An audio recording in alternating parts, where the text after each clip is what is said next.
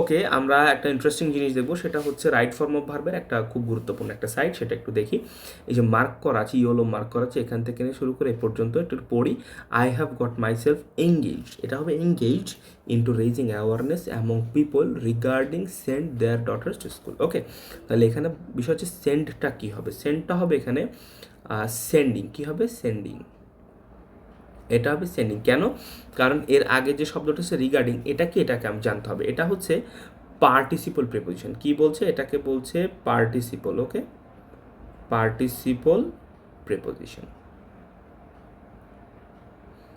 ওকে, আচ্ছা, participle preposition কোনগুলো সেইটা যদি জানা যায় সব থেকে ভালো হবে। পার্টিসিপল প্রিপোজিশন আমরা একটু যদি বলি, চারটা দেখাই দিতে পারি, আমরা চারটা পার্টিসিপল প্রিপোজিশন মনে রাখবো, ঠিক আছে? পার্টিসিপল প্রিপোজিশন একটু যদি মনে রাখা যায় সব থেকে বেটার হবে।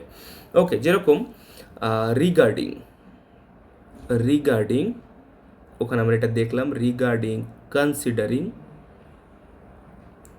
Considering, including, including, during. Okay, এইগুলাকে বলা হচ্ছে কি, এইগুলাকে বলা হচ্ছে পার্টিসিপল প্রিপোজিশন। পার্টিসিপল প্রিপোজিশন কি, প্রিপোজিশনের কয়েকটা ভাগ আছে, যেরকম normal preposition, participle preposition, phrasal preposition, তারপরে আপনার হচ্ছে ডিসগাইজ প্রিপোজিশন, ঠিক আছে?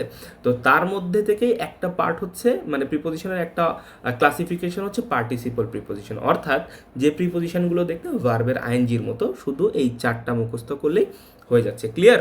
এটাকে বলা হচ্ছে পার্টিসিপল প্রিপোজিশন। ওকে, তাহলে যদি ওকে হয় তাহলে একটা জিনিস একটু খেয়াল করতে হবে, সেটা হচ্ছে যে এই যে এইখানে আমি যখন পড়বো, খেয়াল করে যে I have got my self engage, কি I have got my self engage into raising awareness, অর্থাৎ আমি নিজেকে খুঁজে পেয়েছি ব্যস্ত কোথায়, ইন্টু রেজিং অ্যাওয়ারনেস, কি সচেতনতা বৃদ্ধিতে নিজেকে ব্যস্ত খুঁজে পেয়েছি, এমং পিপল, লোকেদের মধ্যে সচেতনতা বৃদ্ধি করতে নিজেকে আমি ব্যস্ত পেয়েছি। কোন বিষয়ে? রিগার্ডিং, কোন বিষয়ে? Regarding sending their daughters to school, তাদের মেয়েদেরকে স্কুলে পাঠানোর বিষয়ে সতর্ক করতে নিজেকে ব্যস্ত পেয়েছি। তাহলে এখানে টোটাল বিষয়ের মধ্যে সবচেয়ে গুরুত্বপূর্ণ অংশ কোনটা? কোন বিষয়ে তাকে সতর্ক করা হচ্ছে? Sending their daughters to school. এই সেন্ডটা কী হবে? সেন্ডিং। আমি আগেই বলেছি সেন্ডিং হবে। কেন? কারণ এই রিগার্ডিং এটা একটা প্রিপোজিশন, প্রিপোজিশনের পরে সবসময় ভার্বের কি হয়? আইএনজি হয়, এই কারণে এখানে সেন্ডিং হবে। তাহলে আমি আপনাদেরকে বললাম চারটা শব্দ, কি বললাম? চারটা শব্দ কি কি? রিগার্ডিং, কনসিডারিং, ইনক্লুডিং, ডিউরিং, এই চারটা শব্দকে আপনি পার্টিসিপল প্রিপোজিশন হিসেবে কখন ধরতে পাচ্ছেন? যখন আপনি দেখবেন এই চারটা শব্দ, অর্থাৎ এই যে এখানে রিগার্ডিং এই শব্দটা পুরো সেন্টেন্সের মূল বিষয়টাকে উপস্থাপন করছে, তখনই রিগার্ডিং, কনসিডারিং, ইনক্লুডিং, ডিউরিং এগুলো পার্টিসিপল প্রিপোজিশন হিসেবে গণ্য হবে, ঠিক আছে?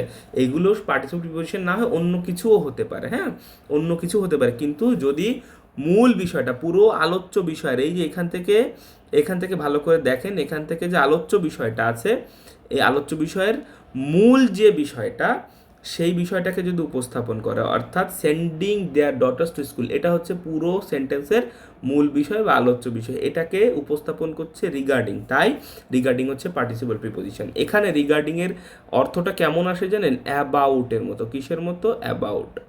About sending their daughters to school, অর্থাৎ I got my self engage, আমি নিজেকে ব্যস্ত পেয়েছি ইন্টু রেজিং অ্যাওয়ারনেস, সচেতনতা বৃদ্ধি করতে, এমং পিপল, লোকেদের মধ্যে, রিগার্ডিং, কোন বিষয়ে? Sending their daughters to school. এই sending their daughters to school অর্থাৎ তাদের মেয়েদেরকে স্কুলে পাঠানোর বিষয়ে, অর্থাৎ এই তাদের মেয়েতে স্কুলে পাঠানোর বিষয়টাই হচ্ছে এখানে মুখ্য বিষয়, তাই এই যে রিগার্ডিং, এইটা কিন্তু participle preposition. Clear? That's the interesting point.